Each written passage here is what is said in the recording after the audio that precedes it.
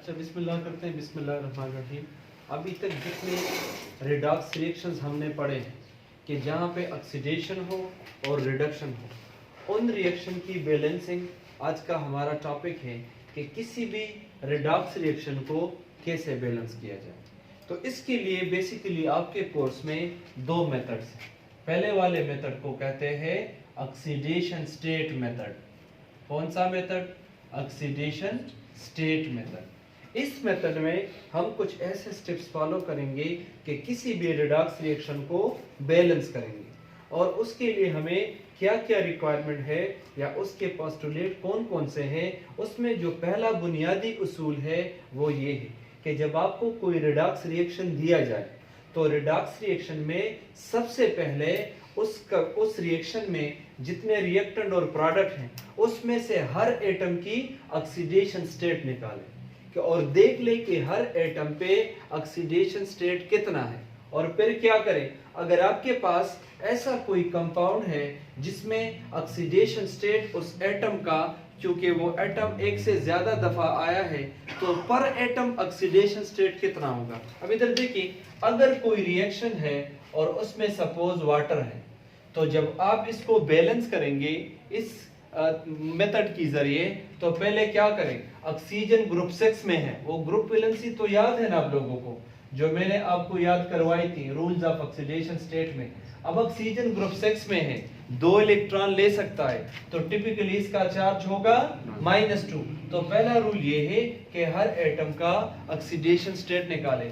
इस -2 को बैलेंस करने के लिए हाइड्रोजन पे +2, मगर एक हाइड्रोजन पे कितना होगा, +1। तो कहते हैं पहले ओवरऑल मॉलिक्यूल का ऑक्सीडेशन स्टेट मालूम करें और फिर पर एटम मालूम करें।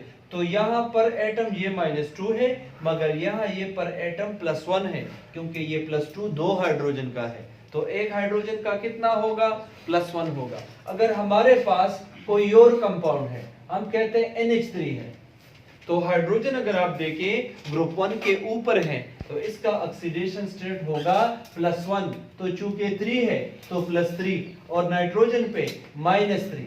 अब आपने पर एटम कैलकुलेट करना है, तो पर एटम कितना होगा, 3/3, तो +1, और ये पर एटम -3। तो पहले रूल में आप ओवरऑल मॉलिक्यूल के ऊपर ऑक्सीडेशन स्टेट पुट अप करें, और उसके बाद पर एटम जो ऑक्सीडेशन स्टेट है उसको आप क्या करें, उसको आप डिटरमिन करें। रूल नंबर 3 क्या है? रूल नंबर 3 ये है कि note the change in the oxidation state by putting arrows. तो ये जब अब हम एग्जांपल पढ़ेंगे हमें समझ आ जाएगा, लेकिन फिर भी आपको समझाने के लिए, टिपिकली अगर आपके पास सोडियम है और वो क्लोरीन गैस के साथ रिएक्शन करता है और सपोज सोडियम क्लोराइड बनाता है, तो आप लोगों को मैंने इससे पहले भी रूल बताया था कि ऑक्सीडेशन स्टेट की चेंज को हम एरोस से डिटरमिन करते हैं। यहाँ ऑक्सीडेशन स्टेट क्या है, 0, लेकिन ये जब एक इलेक्ट्रॉन लूज करेगा ऑक्सीडेशन स्टेट कौन सा होगा, +1। तो कहते हैं इसको इन एरोस से, समझ आ रहे, इस एरो से डिटरमिन करें। और यहाँ इसकी ऑक्सीडेशन स्टेट 0 है, ये जब एक इलेक्ट्रॉन लेगा तो कौन सा चार्ज आएगा, -1 चार्ज आएगा। तो कहते हैं कि जब कोई रिएक्शन बैलेंस करना हो, जो ऑक्सीडेशन स्टेट में चेंज आया है उनको एरो से डिटरमिन करें, ताकि आपको पता चल सके कि कौन सा ऑक्सीडाइज हो चुका है और कौन सा रिड्यूस हो चुका है। नेक्स्ट आप क्या करें, multiply the change of each other as a mathematical coefficient. ये अभी आपको समझ नहीं आएगा, लेकिन इंशाल्लाह जब हम अभी इसकी बैलेंसिंग करेंगे तो आपको समझ आ जाएगा। जिस एलिमेंट की ऑक्सीडेशन स्टेट चेंज हुई हो, तो और दूसरा कोई एलिमेंट है किसी कंपाउंड में, उसकी भी ऑक्सीडेशन स्टेट चेंज है, तो कहते हैं दोनों की चेंज को क्रॉस मल्टीप्लाई करें। फॉर एग्जांपल ये सोडियम है, सोडियम +0 से +1 में चला गया है, तो नेट चेंज कितना आया है, 1।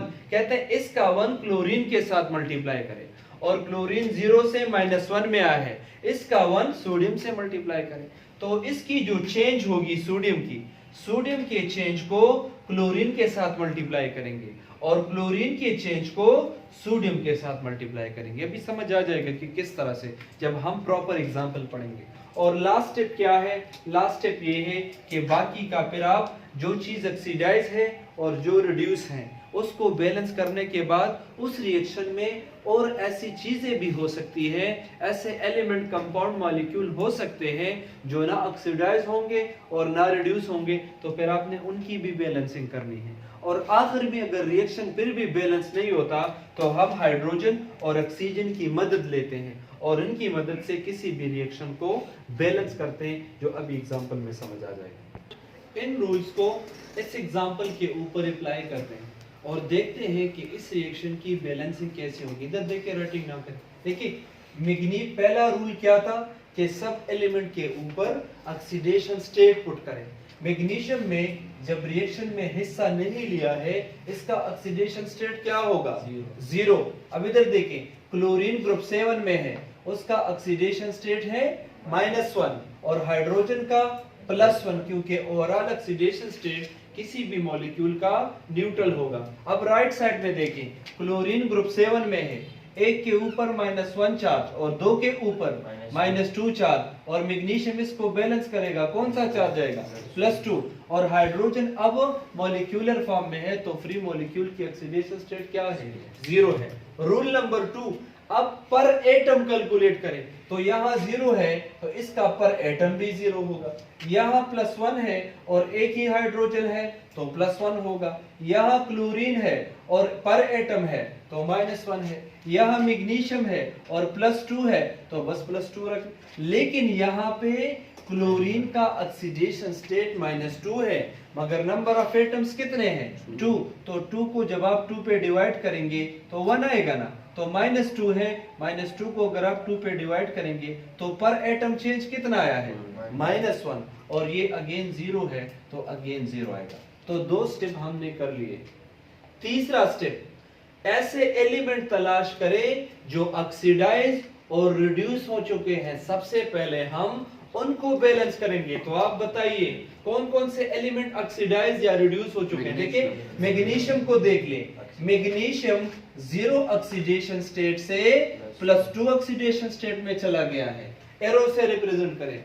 दूसरा एलिमेंट तलाश करें, क्लोरीन यहाँ भी -1 है और यहाँ भी -1 है, उसके ऊपर कोई भी फर्क नहीं पड़ा। लेकिन हाइड्रोजन देख ले, वेल डन, शाबाश। हाइड्रोजन की जो ऑक्सीडेशन स्टेट है HCl में +1 है, और राइट साइड में देख ले, राइट साइड में उसकी ऑक्सीडेशन स्टेट क्या है?